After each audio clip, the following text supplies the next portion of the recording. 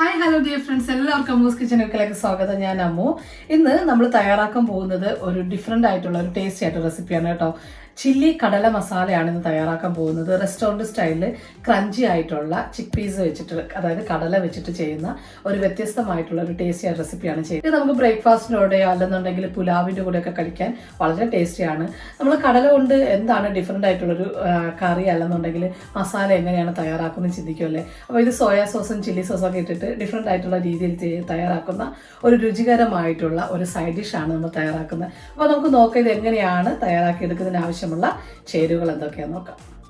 അപ്പോൾ ഇതിന് ഞാൻ ഒരു 2 വലിയ കപ്പ് കടലയാണ് ഇതുപോലെ ഉപ്പൊന്നും ഇടണ്ട. നമ്മൾ സാധാരണ ഒരു 6 മണിക്കൂർ അല്ലെങ്കിൽ 8 മണിക്കൂർ നന്നായിട്ട് കുതിർത്ത് വെച്ചതിന് ശേഷം നമ്മൾ സാധാരണ കുക്ക് ചെയ്തെടുക്കത്തില്ലേ, അതുപോലെ കുക്ക് ചെയ്തെടുത്ത കടലയാണിത്. അപ്പോൾ അതിൽ കുക്ക് ചെയ്ത് കഴിയുമ്പോൾ കിട്ടുന്ന ഈ വെള്ളം ഇതും കളയരുത് കേട്ടോ. ഇത് നമുക്ക് പുഡിങ്ങിനോ അല്ലെന്നുണ്ടെങ്കിൽ കറിയിൽ നമ്മൾ വെള്ളം ചേർക്കുമ്പോൾ ഇതൊക്കെ ചേർത്ത് കഴിഞ്ഞാൽ വളരെ ടേസ്റ്റാണ്. അപ്പോൾ ഇതൊരു ടിപ്സ് പറയാൻ വേണ്ടിയിട്ട് ഞാനിത് മാറ്റി വെച്ചതാണ്.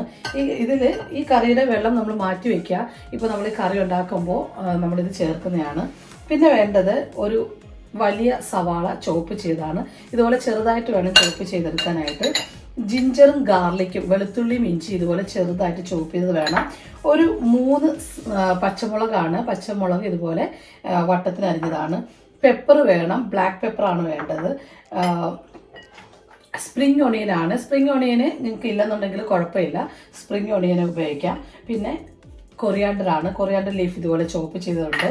പ്രധാനപ്പെട്ട് വേണ്ടതാണ് കോൺഫ്ലവർ നമുക്ക് ഒരു ആവശ്യത്തിൽ ഒരു 4-5 കപ്പ് ആവശ്യം വരും. അപ്പോൾ കോൺഫ്ലവർ അല്പം കൂടുതൽ വേണം. ഇനി നമുക്ക് കെച്ചപ്പ് വേണം, സോയാ സോസ് ഞാൻ ഡാർക്ക് എടുത്തിരിക്കുന്നത്. പിന്നെ ചില്ലി സോസ് വേണം, വിനീഗർ വേണം. അപ്പോൾ ഇത്രയും സാധനങ്ങളാണ് വേണ്ടത്. ഇതിപ്പോൾ ഈ കടല ഞാനൊരു 6-8 മണിക്കൂർ നന്നായിട്ട് കുതിർത്ത് വെച്ചതിന് ശേഷം കുക്ക് എടുത്തതാണ്. അപ്പോൾ ഞങ്ങൾക്ക് രാവിലെയാണ് ചെയ്യേണ്ടതുണ്ടെങ്കിൽ തലേദിവസം അറിയാമല്ലോ, നമ്മൾ കടലക്കറിയൊക്കെ വെക്കുമ്പോൾ കുക്ക് ചെയ്തെടുക്കുന്നത് പോലെ തലേ ദിവസം കുതിർത്തതിന് ശേഷം നമ്മൾ കുക്കറിലൊന്ന് ഒരു 3-4 വിസിൽ അടിച്ചെടുക്കുക. ഉപ്പൊന്നും ഇട്ടിട്ടില്ല, കാരണം നമുക്ക് ഇത് കുക്ക് ചെയ്യുമ്പോൾ സോയാ സോസും ഒക്കെ ഉപ്പെല്ലാം ഇടേണ്ടതാണ്. അപ്പോൾ അതുകൊണ്ട് ഉപ്പൊന്നും ഇടാതെ ഞാൻ പ്ലെയിൻ ആയിട്ട് ഇങ്ങനെ കുക്ക് ചെയ്ത് വെച്ചിരിക്കുന്നതാണ്. അപ്പോൾ ഞാൻ ഈ കടലയിലേക്ക് 2 വലിയ സ്പൂണ് കോൺഫ്ലവർ ഇട്ട് കൊടുക്കുകയാണ്.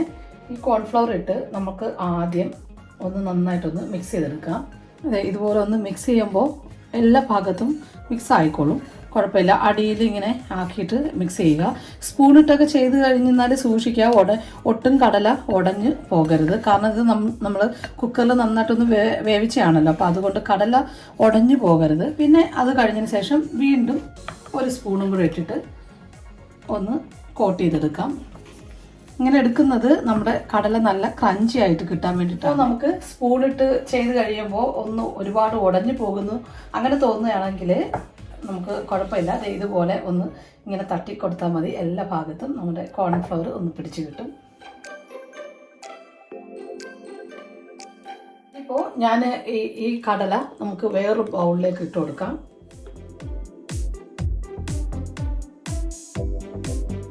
ഇനിയിപ്പോൾ ഞാനിതിലേക്ക് ഒരു സ്പൂണിൽ കൂടരുത് കേട്ടോ, ഒരല്പം വെള്ളം ചേർക്കുകയാണ്.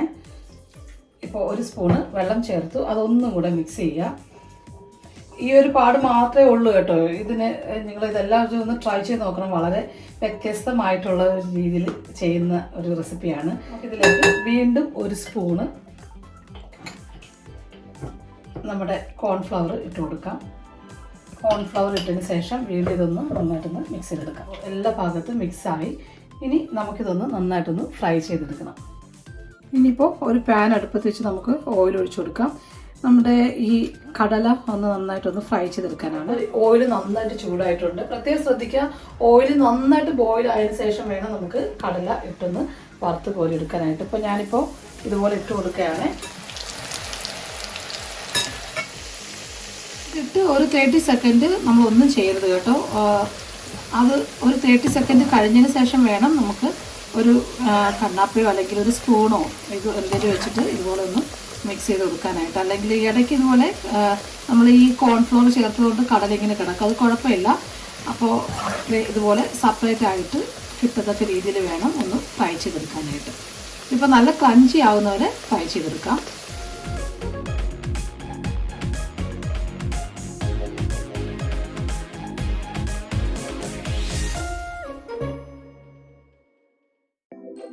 ഇതിപ്പോൾ ബാക്കിയുള്ളത് കൂടെ നമ്മൾ ഇതുപോലെ ഇട്ട് കൊടുത്തിട്ടുണ്ട്. ഇനി അതും കൂടെ ഒന്ന് നന്നായിട്ടൊന്ന് ഫ്രൈ ആയി വരണം. ഇപ്പോൾ നമ്മുടെ കടല ഞാൻ ഇതുപോലെ നന്നായിട്ട് ക്രഞ്ചി ആയിട്ട് നന്നായിട്ട് ഫ്രൈ ചെയ്തെടുത്തിട്ടുണ്ട്. അതേ പാനിൽ തന്നെ അതിപ്പോൾ ഞാനൊന്ന് വൃത്തിയാക്കി എടുത്തിട്ടുണ്ട്. അതല്ലെങ്കിൽ വേറൊരു പാൻ വെച്ചിട്ട് അതിൽ നമുക്ക് ഒരു അല്പം ഓയിൽ ഒഴിച്ചു കൊടുക്കാം. കോക്കനട്ട് ഓയിൽ വേണ്ട കേട്ടോ, ഏതെങ്കിലും സൺഫ്ലവർ ഓയിലോ അല്ലെന്നുണ്ടെങ്കിൽ റീഫൈൻഡ് ഓയിൽ ഏതാണെങ്കിലും എടുക്കാം.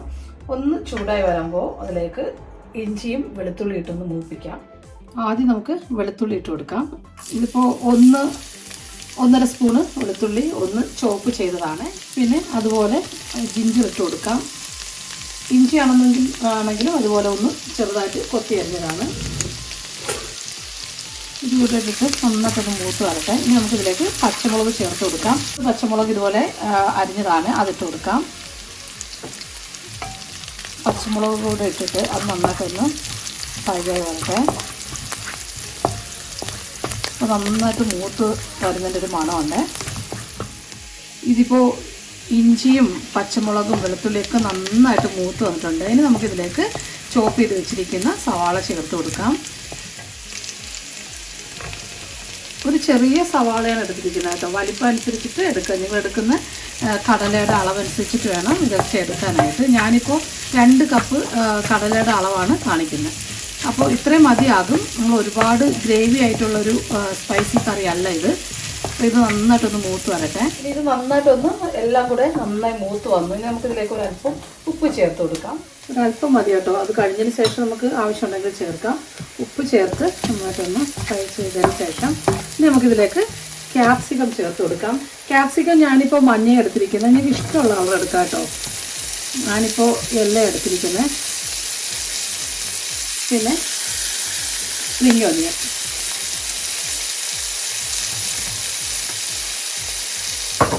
അപ്പോൾ ഇതെല്ലാം കൂടെ നന്നായിട്ടൊന്ന് പാടി വന്നു. ഇനി നമുക്കിതിലേക്ക് പെപ്പർ ചേർത്ത് കൊടുക്കാം. പെപ്പർ വേണം, പിന്നെ വിനീഗർ കൂടെ വേണം.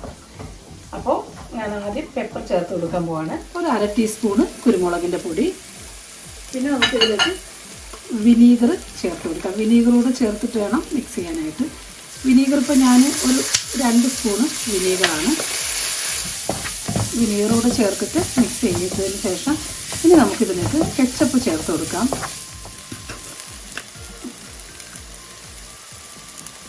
കെച്ചപ്പ് ഒരു 2-3 സ്പൂണ്. ഞാനിപ്പോൾ 2 സ്പൂൺ ഉപയോഗിച്ചിരിക്കുന്നത്. അതുകൂടെ ചേർത്തിട്ട് നന്നായിട്ട് മിക്സ് ചെയ്യാം.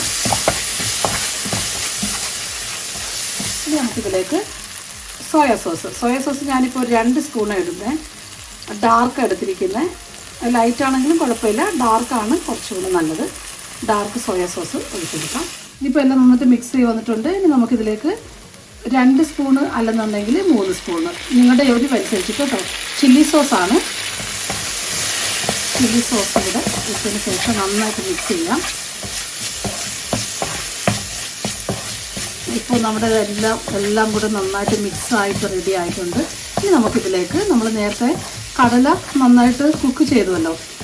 കുക്കറിലാണെന്നുണ്ടെങ്കിലും അല്ലാതെ കുക്ക് ചെയ്താണെങ്കിലും നമ്മുടെ കയ്യിൽ അതിൻ്റെ ബാലൻസ് ഞാൻ പറഞ്ഞല്ലോ, അതിൽ വെള്ളം കാണുമല്ലോ, അത് നമുക്ക് ഇതിലേക്ക് ഒഴിച്ചു കൊടുക്കാം. ഈ വെള്ളം കുറച്ചിങ്ങനെ ബാലൻസ് വരാനായിട്ട് നമ്മൾ കടല വേവിക്കാൻ വെക്കുമ്പോൾ തന്നെ ഒരല്പം വെള്ളം കടലയുടെ മുകളിൽ ഇങ്ങനെ നിൽക്കത്തക്ക രീതിയിൽ വേണം വെള്ളം ഒഴിച്ചിട്ട് വേണം കുക്ക് ചെയ്യാനായിട്ട്. അപ്പോൾ അതല്ല നിങ്ങൾക്ക് ഈ വെള്ളം കിട്ടുന്നില്ല, കടല കറക്റ്റ് വെള്ളം ആയിരുന്നു എന്നുണ്ടെങ്കിൽ കുഴപ്പമില്ല, സാധാരണ നമ്മുടെ വെള്ളം ഒഴിച്ചാൽ മതിയാകും. ഇത് ഒഴിക്കുമ്പോൾ കുറച്ചും കൂടെ ടേസ്റ്റ് കൂടുതലായിരിക്കും. ഇതുകൂടെ ഒഴിച്ചു കൊടുക്കാം. ഒഴിച്ച് നന്നായിട്ടൊന്ന് മിക്സ് ചെയ്യാം.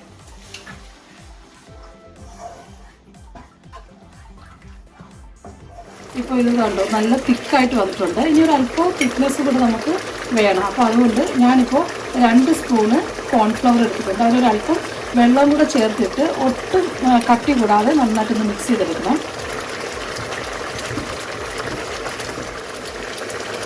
ഇനിയിപ്പോൾ ഞാനത് ഓരോ സ്പൂണായിട്ട് ഇതിൽ ഒഴിച്ചു കൊടുക്കുകയാണ്. ആദ്യം 2 സ്പൂൺ ഒഴിക്കുക, നന്നായിട്ടൊന്ന് മിക്സ് ചെയ്യുക. ഇനി ആവശ്യമുണ്ടെങ്കിൽ ഇതുപോലെ ഒഴിച്ച് നിങ്ങൾക്ക് എത്രയാണോ ഗ്രേവിയുടെ കട്ടി വേണ്ടത് അതനുസരിച്ചിട്ട് ഇതുപോലെ ഒഴിച്ചാൽ മതിയാകും. ഇത് കറക്റ്റാണ്. ഞാനിപ്പോൾ ഇനി ഇതിലേക്ക് നമ്മുടെ കടല മിക്സ് ചെയ്യാൻ പോവുകയാണ്. ഇനി നമ്മുടെ ക്രഞ്ചി ആയിട്ടുള്ള കടല ഇട്ട് കൊടുക്കാം. ഇപ്പോൾ നല്ലൊരു സൗണ്ടാണ് ഈ ക്രഞ്ചി ആയിട്ടുള്ളത് കൊണ്ട്. ഇനി ഇതും കൂടി ഇട്ടിട്ട് നന്നായിട്ടൊന്ന് മിക്സ് ചെയ്യാം. ഇനി ഈ സമയമാകുമ്പോൾ നമുക്ക് ഉപ്പ് ചേർത്ത് കൊടുക്കാം. ഞാൻ ഉപ്പ് കുറവായിരുന്നു ചേർത്തത്, എനിക്ക് ഉറപ്പാണ് ഉപ്പ് ആവശ്യമുണ്ട്. അപ്പോൾ നമുക്കിതിലേക്ക് ഇനി ഉപ്പ് ചേർത്ത് കൊടുക്കാം. നന്നായിട്ടൊന്ന് മിക്സ് ചെയ്യട്ടെ. ഇനി ഇതിൻ്റെ മുകളിൽ നമുക്ക് കൊറിയാണ്ടർ ലീഫ് ആഡ് ചെയ്ത് കൊടുക്കാം.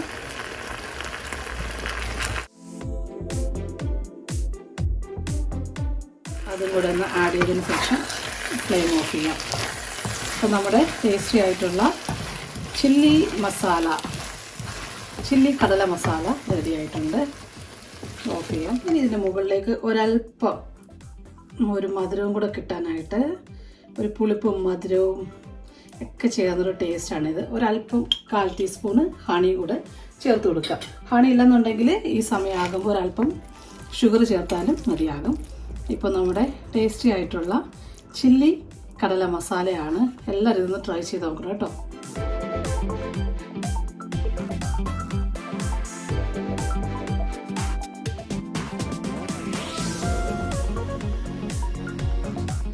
അപ്പോൾ കണ്ടുവല്ലോ, എത്ര വളരെ പെട്ടെന്നാണ് നമ്മൾ രുചികരമായിട്ടുള്ള ഒരു കടല മസാല തയ്യാറാക്കിയെടുത്തത്. വളരെ വ്യത്യസ്തമായ രീതിയിലാണ് തയ്യാറാക്കിയിരിക്കുന്നത്. റെസ്റ്റോറൻറ്റ് സ്റ്റൈലാണ് ചെയ്തിരിക്കുന്നത്. അപ്പോൾ എല്ലാവരും ഇതൊന്ന് ട്രൈ ചെയ്ത് നോക്കുക, നിങ്ങൾക്ക് തീർച്ചയായും ഇഷ്ടമാകും. അപ്പോൾ നിങ്ങളുടെ ഈ വീഡിയോ നിങ്ങൾക്ക് ഇഷ്ടമായെങ്കിൽ എൻ്റെ ചാനൽ സബ്സ്ക്രൈബ് ചെയ്യാനും ലൈക്ക് ഷെയറും ചെയ്യാനും മറക്കാതെ ബെല്ലൈക്കൺ അമർത്തിയെങ്കിലും നോട്ടിഫിക്കേഷൻസ് ഒക്കെ കിട്ടുകയുള്ളൂ. അപ്പോൾ അടുത്ത വ്യത്യസ്തമായ റെസിപ്പിയുമായി കാണുന്ന എല്ലാവർക്കും thank you so much. Thank you for watching. Keep watching Ammu's kitchen UK.